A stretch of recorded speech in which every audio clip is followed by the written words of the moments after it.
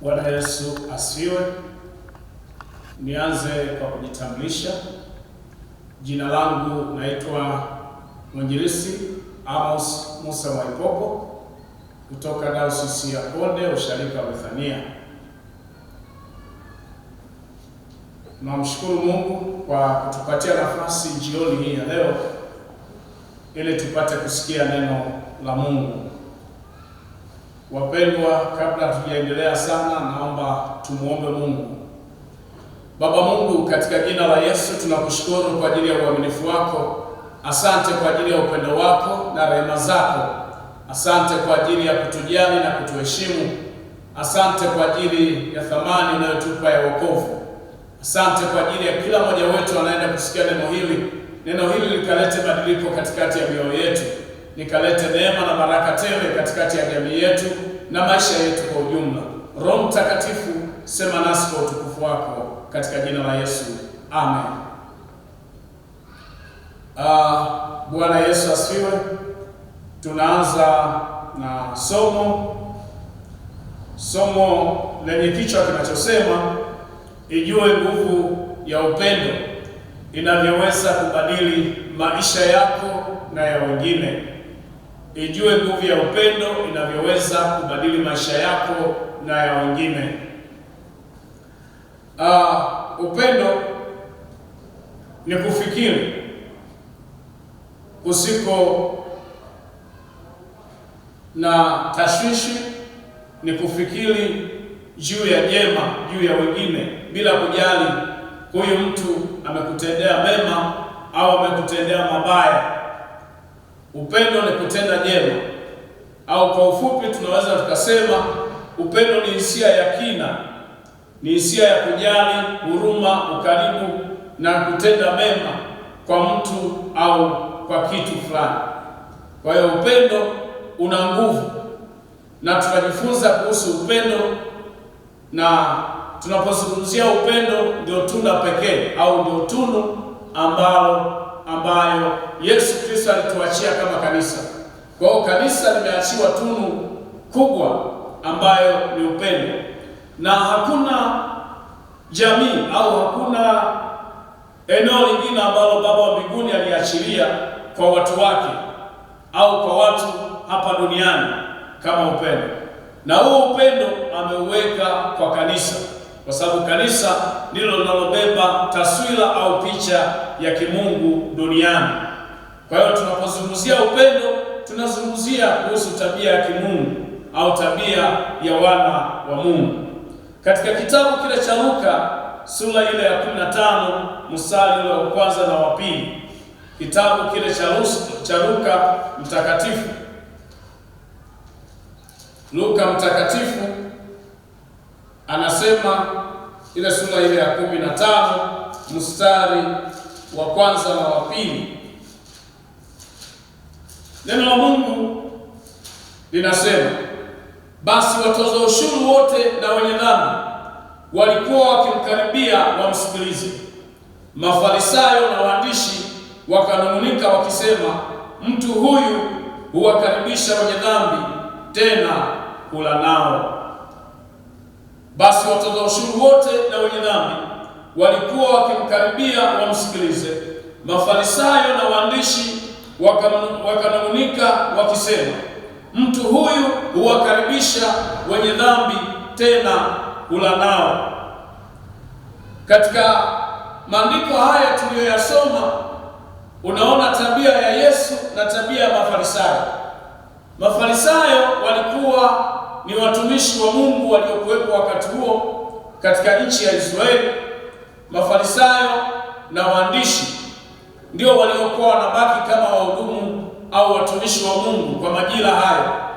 Lakini Yesu alipokuja alionekana yuko tofauti na mtazamo wa Mafarisayo. Yesu alionekana mtazamo wake ni kwa ajili ya watu na kuhudumia watu au jamii ile iliyokuwa inamzunguka. Lakini Mafarisayo wao, misimamo yao na mitazamo yao walikaza sana kwenye sheria na kanuni zao. Kwa hiyo Yesu alipokuja, anapoonekana na wakaribia watu ambao wametengwa, watu ambao wako nje ya mtazamo wao Mafarisayo kama watoza ushuru au makahaba na watu wengine, ilionekana kwamba Yesu anakiuka taratibu. Na hata Yesu alipokuwa anakaribia, Mafarisayo, wale wenye dhambi, watoza ushuru na watu wengine walikuwa wanapenda sana kusikiliza habari njema ya Yesu Kristo, kwa sababu Yesu alikuja hana ubaguzi.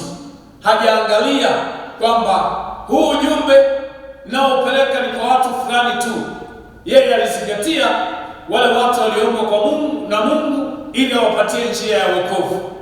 Na kwa sababu hiyo Mafarisayo walijikuta wako katika hali ambayo wanamnung'unikia Yesu kwamba Yesu inawezekana anatenda dhambi kwa sababu anakaribiana na wenye dhambi, anashirikiana na wenye dhambi. Lakini wale watu wa nje wenye dhambi ambao kwa mtazamo wa Mafarisayo walikuwa wana shauku kubwa wa kumsikiliza Yesu. Katika jamii yetu, katika siku hii ya leo, watu wengi tumependa sana Mungu ajibu mahitaji yetu na Mungu afanye matendo makuu kwa maisha yetu. Ni ngumu sana Mungu kutenda matendo makuu kwa maisha yetu kama sisi hatujakaa kwenye tabia ya kimungu. Watu wengi wanafunga, tunaomba, tunamwambia Mungu juu ya mahitaji yetu na mambo yetu mbalimbali ili Mungu atende. Hasa ukiliangalia kanisa lililoko leo, tunabidii sana katika kuomba. Tunafunga, tunaomba Mungu, lakini kupata majibu ya mahitaji yetu hatuyapati kwa vile ambavyo, kwa kiwango kile ambacho Mungu alitakiwa ajibu. Cha kwanza, tabia ya kimungu ndani yetu yawezekana inakosekana. Tabia ya upendo inakosekana kwenye kanisa. Leo ukitazama kanisa na ukitazama na Yesu aliye msimamizi wa kanisa, unaona mtazamo wetu kama kanisa wakati mwingine kwa mtu mmoja mmoja au kwa jamii fulani ya mahali husika au kanisa la mahali fulani, unakuta tabia ya kimungu haionekani kwa sababu sisi wenyewe hatupendani. Na Mungu ametuagiza sisi kwa sisi tupendane. Katika kitabu kile cha Yohana Mtakatifu, waraka wa kwanza wa Yohana sura ile ya 2, waraka wa kwanza wa Yohana, waraka wa kwanza wa Yohana sura ya 2 ule mstari wa 7, anasema hivi: wapenzi, siwaandikia amri mpya ila amri ya zamani mliokuwa nayo tangu mwanzo. Na hiyo amri ya zamani ni neno lile mlilosikia. Tena nawaandikia amri mpya, neno lilo kweli ndani yake na ndani yenu, kwa kuwa giza linapita na ile nuru ya kweli imekwisha kung'aa. Yeye asemaye kwamba yumo nuruni, yumo katika nuru, naye amchukia ndugu yake, yumo gizani hata sasa. Yeye ampendaye ndugu yake akaa katika nuru, wala ndani yake hamna kikwazo. Bali yeye amchukiaye ndugu yake yuko katika giza, tena anakwenda katika giza, wala hajui aendapo, kwa sababu giza limempofusha macho. Katika maisha yetu, ukitaka kuangalia, Yesu Kristo aliwapenda hata watu ambao walikuwa katika hali ya dhambi. Aliwasogelea, hakuwanyanyapaa. Lakini ukiangalia kanisa lililoko leo, sisi kwa sisi hatuko kwenye mstari wa kimungu. Ukiangalia, tunachukiana. Jamii moja ya Kikristo, watu wa dhehebu moja au dhehebu lingine, tunachukiana, hatupendani. Na wakati mwingine yuko tayari aombe kwa Mungu ili mtu mwingine afe. Kwa hiyo tabia ile ya kimungu inakosekana kwenye maisha yetu. Na picha ya Yesu Kristo ni kuona kanisa linabeba zana yake ya upendo kwa jamii, kwa ulimwengu. Lakini bahati mbaya sana, ukitazama sehemu kubwa ya watu tuliomwamini Yesu leo, Mungu akitazama na watu wengine wasioamini wakitazama, hawaoni nuru ya Kristo. Wanaona fitina, wanaona ugomvi, wanaona mashaka. Kwa hata kuvutwa kuja kwa Yesu, watu wengi wanasita, kwa sababu unakuta mchungaji na mchungaji kwenye eneo hawapatani, mchungaji na Mkristo hawapatani. mzee wa kanisa na mzee wa kanisa mwingine hawapatani. Kwa hiyo tabia ya kimungu haionekani kwenye jamii yetu, na Mungu ametuita sisi katika tunda la upendo, na jamii kubwa ya watu wako kule nje wanatamani kuona, shauku kubwa wanatamani kuona kanisa likikaa kwenye mstari wa kimungu, likikaa kwenye upendo wa Mungu, likikaa kwenye picha ya Mungu. Na kwa tabia hii watu wengi wakikaa, kanisa likikaa kwenye upendo, likakumbatia tunda la upendo, likakumbatia rulu au tunu tuliopewa ya upendo, kanisa likikumbatia namna hii tunda ya upendo, watu wengi watavutwa kuja kwa Yesu, kwa sababu watamwona Mungu kwenye maisha yetu, kwa sababu Mungu ni upendo. Na ni rahisi sana kujua kwamba huyu mtu anamwamini Kristo, huyu mtu anamfuata Yesu Kristo, ikiwa ndani yake tu kuna tabia ya kimungu, tabia ya upendo. Ni jambo dogo sana, ni kitu rahisi sana kujua huyu mtu ndani yake ana Mungu au hana Mungu, kujua mtu huyu ana Mungu au Mungu hayumo ndani yake. Ukiangalia katika waraka wa Yohana sura ile ya 4 mstari ule wa 7, anasema wapenzi, na tupendane kwa kuwa pendo latoka kwa Mungu, na kila apendaye amezaliwa na Mungu, naye anamjua Mungu. Yeye asiyependa hakumjua Mungu, kwa maana Mungu ni upendo. Katika hili pendo la Mungu lilionekana kwetu, kwamba Mungu amemtuma mwanawe pekee ulimwenguni ili tupate uzima kwa yeye. Hili ndilo pendo, si kwa sisi, si kwamba sisi tulimpenda Mungu, bali kwamba yeye alitupenda sisi, akamtuma mwanawe kuwa upatanisho wa dhambi zetu. Kwa hiyo watu wa Mungu mnaonisikiliza, nataka niseme kwamba kiwango cha kujua kwamba huyu mtu anaishi na Mungu ndani yake na Mungu anatawala kwenye maisha yake ni kiwango cha upendo kilichojaa ndani ya nafsi yake au ndani ya maisha yake, na namna ule upendo unavyojidhihirisha kwa watu wengine. Watu wengine wasiomjua Mungu wanasema huyu mtu ana Mungu, wanasema huyu mtu anaishi na Mungu, huyu mtu anaishi na Kristo. Kwa hiyo wito wangu kama mtumishi wa Mungu kwa kanisa na kwa jamii yetu ya Kitanzania, wito wangu ni kwamba sisi sote tutafakari juu ya upendo na tuone kwamba tunaweza tukabadili maisha yetu, lakini kubadilisha maisha ya wengine kwa tunda tu la upendo la Yesu na tabia ya kimungu ikijidhihirisha kwetu, na watu watasema hawa watu wana Mungu. Nje ya hapo tutaishi maisha ambayo yamejaa unafiki. Leo hii jamii kubwa tumejaa unafiki. Tunaweza tukakutana hapa kama vile tunapendana, lakini kiuhalisi upendo uko nje ya kwetu sisi. Tunaweza tukaishi maisha ambayo sio halisi yale ambayo ya kimungu. Lakini wito wangu kama mtumishi wa Mungu, ishi maisha ambayo yana uhalisi wa kimungu, ishi maisha ambayo yana uhalisi wa tabia ya Mungu, ishi maisha ambayo yanamdhihirisha Mungu kwenye maisha yako.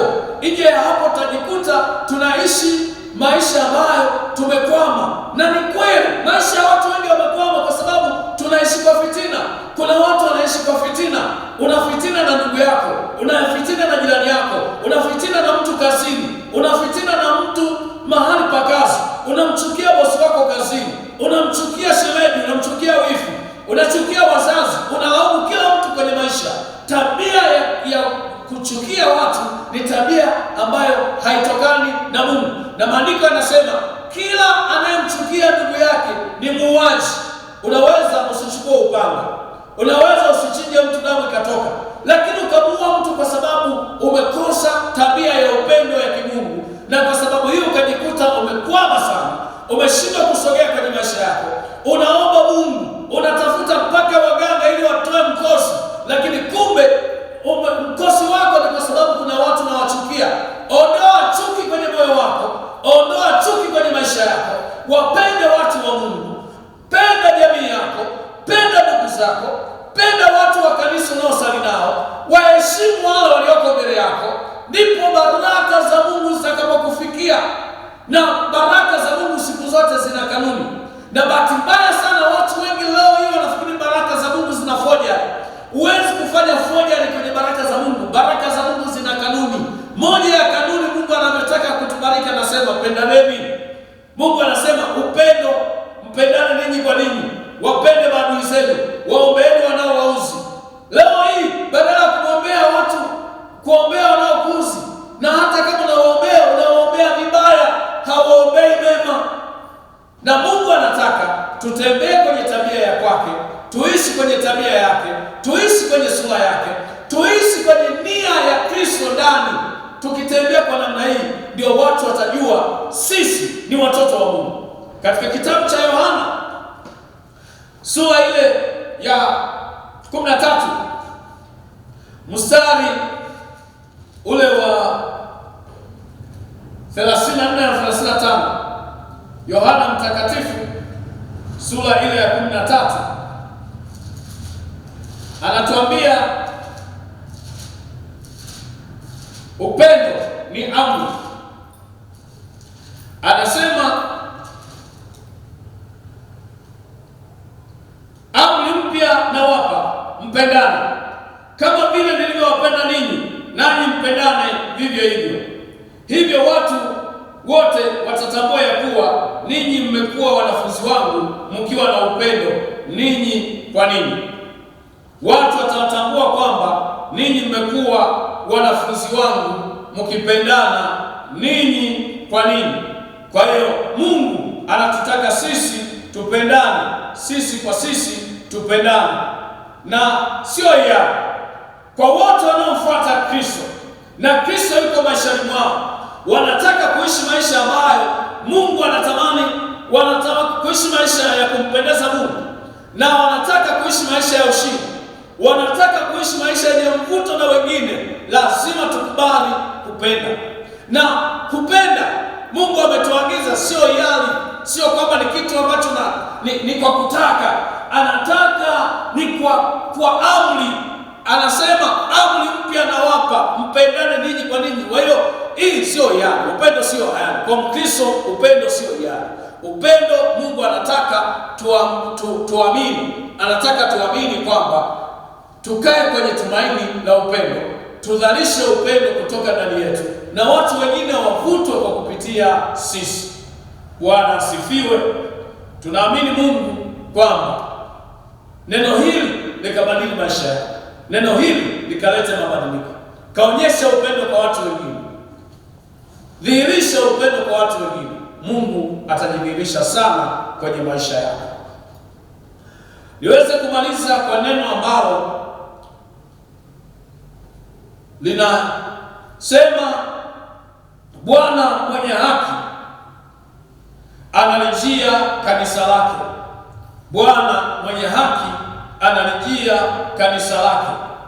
Katika kitabu cha Luka sura ya 1, Luka Mtakatifu sura ya 1 mstari ule wa 76 hadi ule mstari wa 79, anasema nawe mtoto utaitwa nabii wake aliye juu, kwa maana utatangulia mbele za uso wa Bwana, umtengenezee njia zake, wajulishe watu wangu wokovu kwa kusamehewa dhambi zao, kwa ajili ya rehema za Mungu wetu, ambazo kwa hizo mwangaza utokao juu umetufikia, kuangaza wakaao katika giza na uvuli wa mauti, na kwa kuiongoza miguu yetu kwenye njia ya amani. Katika mstari hii inaonyesha wazi kwamba Zakaria, mzee Zakaria ambaye ni baba yake Yohana, anazungumzia kwa habari Yohana, juu ya ujio wa Yohana kama mtambulizi wa Yesu Kristo. Atamtambulisha Yesu Kristo atakayekuja kuleta wokovu, msamaha wa dhambi kwa ajili ya watu wake. Na katika Kristo ndipo tunapata msamaha wa dhambi, tunapata neema ya wokovu. Kwa hiyo ilikuwa ni neno la kinabii ambalo mzee Zakaria alipewa na Mungu. Na wakati huo Yohana anazaliwa, ndipo mzee ametoka kwenye hali ile ya kutokuongea, anafunuliwa kinywa chake na kusema kwamba huyu atakayekuja, anasema nawe mtoto utaitwa nabii wake aliye juu, kwa maana utatangulia mbele za uso wa Bwana umtengenezee njia, uwajulishe watu wake wokovu kwa kusamehewa dhambi zao. Kwa hiyo Yohana kama mtangulizi wa Yesu Kristo anakuja kwa ajili yetu kuwa ukombozi na rehema ya maisha yetu, ili watu wake wapate ujumbe kwamba yuko anayekuja, na huyo anayekuja amebeba habari njema, amebeba habari za Yesu, amebeba habari za wokovu, amebeba habari ya msamaha wa dhambi, ili kila mtu sasa atakayemwamini Kristo atapata ondoleo la dhambi, atapata kusamehewa, atapata ukombozi. Kwa hiyo sisi tuliomwamini Kristo na dunia yote kwa ujumla ijue kwa kabisa kwamba Bwana mwenye haki analijia kanisa lake, kutokana na majira ya kanisa kwamba tuko majira ya majilio. Mungu amekusudia mambo mema kwa wokovu wa watu wake. Ndugu zangu, watu wa Mungu, mahali popote unaponisikiliza, yuko Mungu, yuko Yesu ambaye kila aliyemwamini anapata msamaha wa dhambi. Yesu Mungu alimtambulisha, alimleta kwetu kama sadaka ya wokovu, kama sadaka ya msamaha wa dhambi. Kwa hiyo hata Yohana alipokuja alikuwa anamzungumzia Yesu.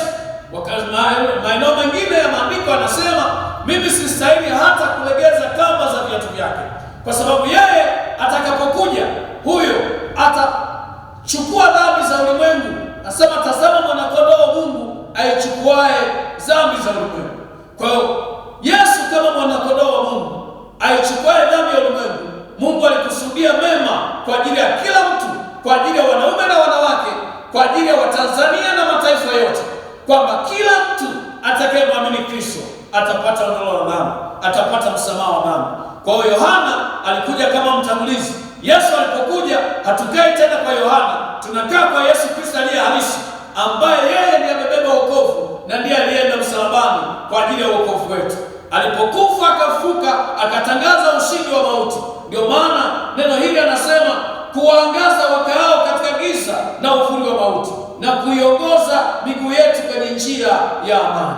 Siku zote Yesu amebeba amani, amebeba suluhisho, amebeba neema, amebeba baraka. Kwa hiyo wote waliokaa kwenye uvuli na giza, wanapokutana na Kristo, giza inaondoka kwenye maisha yao.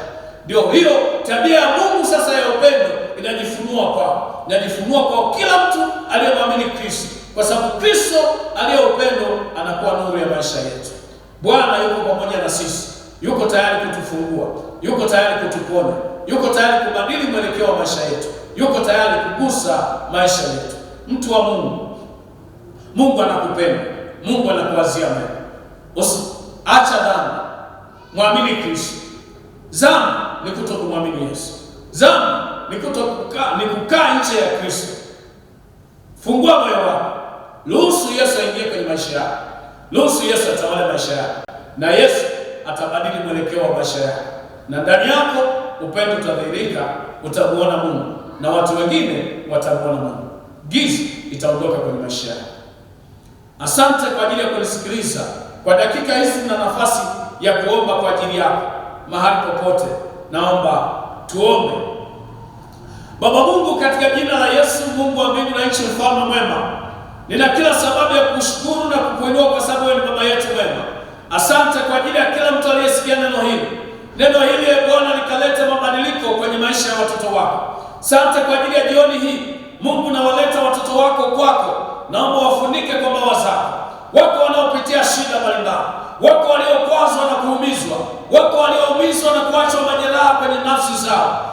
Bwana, nani awaponye? Ni wewe peke yako unayeweza kuwaponya. Ni wewe peke yako unaweza kuwaganga.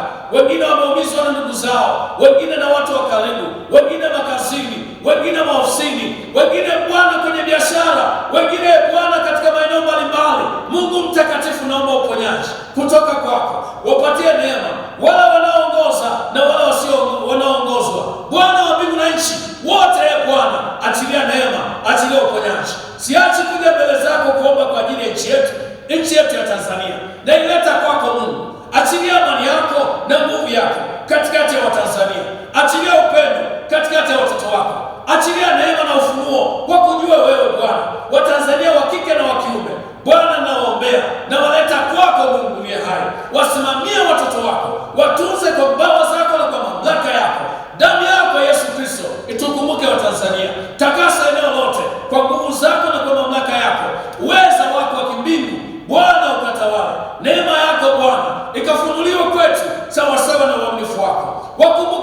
watoto wako, wako wanaoumwa, wako walio wagonjwa. Yesu achilia uponyaji, Yesu achilia nguvu zako.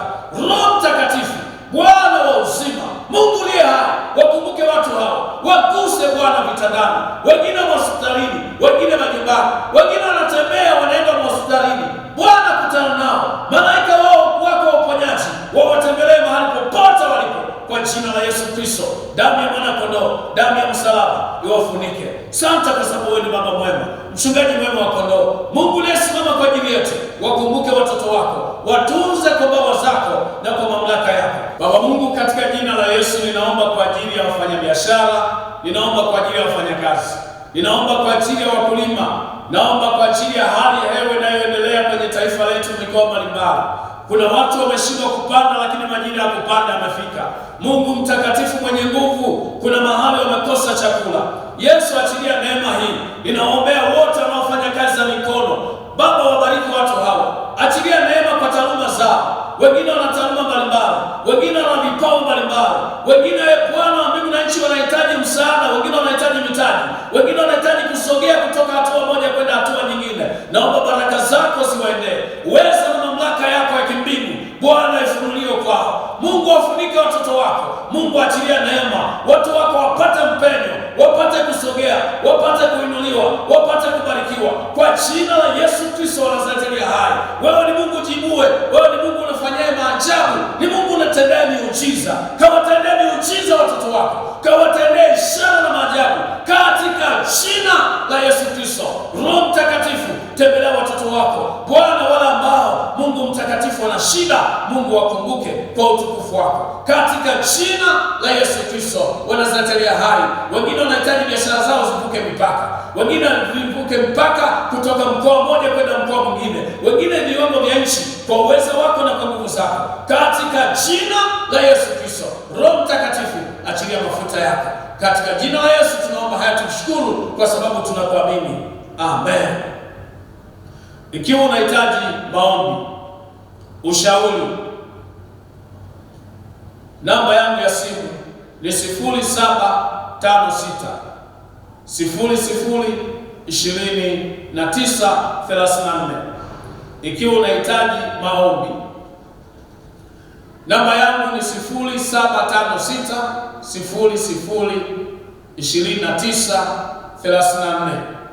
Mungu akubariki, Mungu akutunze, nawe pamoja na wewe. Amen.